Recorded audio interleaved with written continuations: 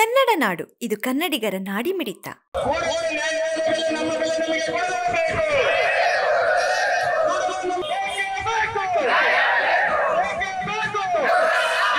ಜಿಲ್ಲಾಧಿಕಾರಿಗಳಿಗೆ ಒಂದು ಮನವಿ. ಈಗಾಗಲೇ ಮುಖ್ಯಮಂತ್ರಿಗಳು ಮಾತುಕತೆ ಆಗಿದೆ. ಜಿಲ್ಲಾಧಿಕಾರಿ 4 ಸಲ ಹಿಂದೆ ಸಭೆ ಮಾಡಿದ್ದಾರೆ. ಆದರೂ ಕೂಡ ಇವತ್ತು ಕೂಡ ಯಾವುದೇ ಪ್ರತಿಫಲ ಸಿಕ್ಕಿಲ್ಲ. 1004 ಹೆಚ್ಚು ದಿನಗಳಿಂದ ನಾವು ಧರಣಿ ಮಾಡ್ತಾ ಇದ್ದೀವಿ. ಯಾರು ಶಾಸಕರು, ಸಚಿವರು, ಮುಖ್ಯಮಂತ್ರಿಗಳು ಬಂದರೂ ಕೂಡ ಅದನ್ನು ಇನ್ನೂ ಕೂಡ ಪರಿಹಾರ ಆಗಿಲ್ಲ. ನಾನು ಕೂಡ ಅವತ್ತಿನ ಸಂದರ್ಭದಲ್ಲಿ ಕೋರ್ಟ್ ಒಂದು ತೀರ್ಪು ಕೊಡುತ್ತೆ ಮಿತ್ತಲ್ ವಿರುದ್ಧ. ನಾನು ಅದ್ರಾಗೆ 4ನೇ ಕೇಸ್ನಲ್ಲಿ ಅವತ್ತು ತೀರ್ಪು ಕೊಟ್ಟು ಅದನ್ನು ಒಡೆದಾಕಿ ಭೂ ಬೆಲೆ ಸರಿ ಇಲ್ಲ ಅಂತೇಳಿ ಕೋರ್ಟ್ ತೀರ್ಪು ಕೊಟ್ಟ ನಂತರ ಇವತ್ತು ಕೋರ್ಟ್ನಲ್ಲಿ ನಡೀತಾ ಇದೆ.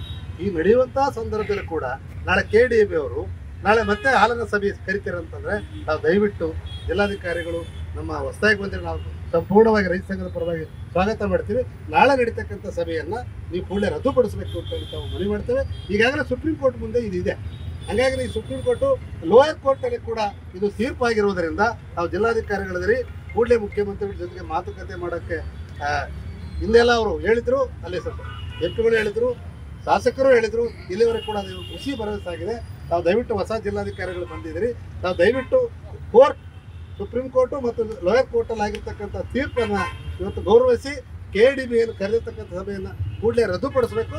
ಜಿಲ್ಲಾಧಿಕಾರಿ ನೇತೃತ್ವದಲ್ಲಿ ಒಂದು ಸಭೆ ಕರಿಬೇಕು ಅಂತೇಳಿ ನಮ್ಮಲ್ಲಿ ಹೊಸ ಜಿಲ್ಲಾಧಿಕಾರಿಗೆ ನಾವು ಮನವಿ ಮಾಡ್ತೇವೆ.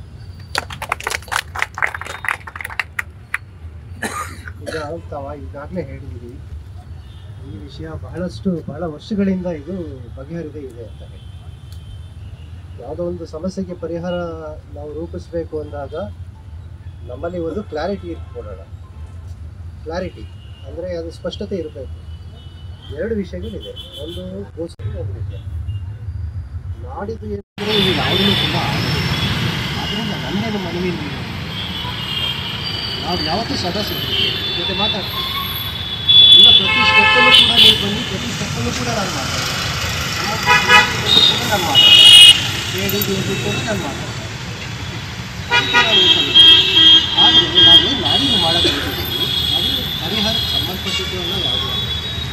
ಬಿಕಾಸ್ ಒಂದು ಅದು ಮ್ಯಾಂಡೇಟರಿ ಇದೆ, ನನಗೆ ಈಗ ಆದೇಶ ಬಂದಿದೆ ಅದನ್ನು ಮಾಡಬೇಕು ಅಂತ. ಅದಕ್ಕೆ ಜಿಲ್ಲಾಧಿಕಾರಿಯಾಗಿ ನಾನು ನಿಮ್ಮ ಹತ್ರ ಬಂದು ನೀವೇನು ಹೇಳ್ತೀರಾ ಪರಿಸರದ ಬಗ್ಗೆ ಹೇಳಿ, ನೀವು ಹೀಗೆ ಹೇಳಿ ಅಂತ ನಾನು ನಿಮ್ಗೆ ಒತ್ತಾಯ ಮಾಡ್ತಾ ಇದ್ದೀನಿ. ನಾನು ತಗೊಳ್ತೀನಿ, ಏನು ಹೇಳ್ತೀರಾ ನಾನು ನಿಮ್ಮ ಒಂದು ರೂಪದಲ್ಲಿ ಬರ್ತೀನಿ ಅಷ್ಟೇ. ನೀವೇನು ಹೇಳ್ತೀರೋ ಅದನ್ನೇ ನಾನು, ಯಾವುದು ನೀವೇನು ಹೇಳ್ತೀರೋ ಅದನ್ನೇ ರೆಕಾರ್ಡ್ ಮಾಡ್ತೀನಿ, ಅದನ್ನೇ ನಾನು ಕಳಿಸ್ತೀನಿ. ಅದ್ರ ಮೇಲೆ ಏನಾಗುತ್ತೆ ಅದು ಡಿಫ್ರೆಂಟ್ ಪ್ರೊಸೆಸ್ ಇದೆ. ಅಕ್ವಿಸಿಷನ್ ಮೇಲಿದೆ, ಅದು ಡಿಫ್ರೆಂಟ್. ದಯಮಾಡಿ ನನ್ನ ಮನವಿ, ನಾವು ಕೂಡ ರೈತರು ಅಂದರೆ ನಾವು ಕೂಡ ಅದೇ ಕಾನೂನಿನಿಂದ ನನಗೆ ಗೊತ್ತಿದೆ. ಮತ್ತು ಬೇರೆ ನಾವು ರೆವಿನ್ಯೂನಲ್ಲಿ ಕೂಡ ಕೆಲಸ ಮಾಡಿ ಭಾಳಷ್ಟು ಬಂದಿರೋದು ಆ ಸಮಸ್ಯೆಗೆ ಏನು ಪರಿಹಾರ ಕೊಡಬೇಕು ಅಂತಲೇ ನಮ್ಮ ಆಲೋಚನೆಗಳಲ್ಲಿ ಇರ್ತದೆ. ಓಪನ್ ಇದ್ದೀವಿ, ಈ ಜೊತೆ ಬರ್ತೀವಿ, ನಾವು ಮಾತಾಡ್ತೀವಿ. ಬಟ್ ನಾಡಿದ್ದೇನು ಸರ್ ದಯವಿಟ್ಟು ಮಿಕ್ಸ್ ಮಾಡ್ತೀವಿ. ಮ್ಯಾಂಡೇಟ್ರಿ ಯಾವುದೇ ರೀತಿ ನಾವು ಒಂದು ನಿಮಿಷ ಯಾವುದೇ ರೀತಿ ನಾವು ಬಲವಂತವಾಗಿ ಮಾಡಬೇಕು ಅಂತ ಹೇಳಿ, ಬಟ್ ಮಾಡಲೇಬೇಕಾದಂಥ ಪ್ರಾಸೆಸ್ ಇದು ನನ್ನ ಕರ್ತವ್ಯ. ಸರ್ಕಾರ ನನಗೊಂದು ಕರ್ತವ್ಯ ಕೊಟ್ಟು ನಾನು ಮಾಡ್ತೀನಿ, ಆ ರೀತಿ ಇದೆ. ಬಟ್ ಅದರಲ್ಲಿ ನೀವು ನಿಮ್ಮ ಏನು ಹಾಲಿದೆ ಹೇಳುತ್ತೇವೆ, ನೀವು ಬರವಣಿಗೆನಲ್ಲಾದರೂ ಬರ್ಕೊಂಡು ಬರ್ತೀನಿ ಅಥವಾ ಬಾಯಲ್ಲಾದರೂ ನಾನು ಪ್ರತಿಯೊಂದನ್ನು ಯಥಾವತ್ ರೆಕಾರ್ಡ್ ಮಾಡ್ತೀನಿ. ಹೀಗಾಗಿ ನಾವು ಕೊಟ್ಟಿರ್ತಕ್ಕಂಥ ದೇವದಾಸರು ಭೂಮಿ ಕೊಟ್ಟು ಕಸ್ಕೊಂಡಿರಿ ಸರ್ಕಾರ, ನಾವು ಎದರಿಂದ ಜೀವನ ಮಾಡಬೇಕು. ನಾವು ಕೊಟ್ಟು ಭೂಮಿ ಅಂತದ ಕಸ್ಕೊಂಡಿರಿ, ನ್ಯಾಯ ದೊರಕಿಸ್ಕೊಡ್ರಿ ನಮಗೆ. ಇಲ್ಲಿ ನ್ಯಾಯ ಆಗಿಲ್ಲ. ಎಷ್ಟು 15 ವರ್ಷದಲ್ಲಿದ್ದ ತಿರುಗ್ತಾಯಿದ್ವಿ, ನಾವು ಹೋರಾಟ ಮಾಡ್ತಾಯಿದ್ವಿ. ಹೋರಾಟ ಮಾಡಿದ್ರು ಕೂಡ ನಮ್ಗೆ ಏನೊಂದು ಇದು ಮಾಡಿಕೊಟ್ಟಿಲ್ಲ. ನಮಗೆ ಬರೀ ಸುಳ್ಳು ಬಳ್ಳ ಹೇಳ್ಕೊಂತ ಹೋಗ್ತಾರೆ. ನಮಗೆ ಅಧಿಕಾರಿಗಳು ಬಂದು ನಮಗೆ ನ್ಯಾಯ ದೊರಕಿಸ್ಕೊಡ್ಬೇಕಂತ ಕೇಳ್ತಾರೆ. ಸರ್, ಇವತ್ತೇನು ನಾವು ಕುಡ್ತಿನಿ ಹಾಗೂ ಹರಗಿಂಡೋಣಿ, ಜಾನೇಕುಂಟೆ, ಬೇಣಿವೀರಾಪುರ ಹಾಗೂ ಇತರೆ ಗ್ರಾಮಗಳಿಂದ ಸುಮಾರು 7 ಗ್ರಾಮಗಳಿಂದ ಇವತ್ತೇನು ಇಲ್ಲಿ ಹೋರಾಟ ಮಾನ್ಯ ಜಿಲ್ಲಾಧಿಕಾರಿಗಳ ಕಚೇರಿ ಮುಂದೆ ಏನು ಬೃಹತ್ ಮಟ್ಟದ ಹೋರಾಟ ಮಾಡ್ತಾ ಇದ್ದೀವಿ. ಇದಕ್ಕೆ ಕಾರಣ ಏನಪ್ಪಾ ಅಂತಂದ್ರೆ ಸುಮಾರು 3 ವರ್ಷಗಳಿಂದ ಕೂಡ ನಾವು 1003 ದಿನದಿಂದ ಕೂಡ ಕುಡಿತಿನಿಯಲ್ಲಿ ಹೋರಾಟ ನಡೆಸ್ತಾ ಇದ್ದೀವಿ.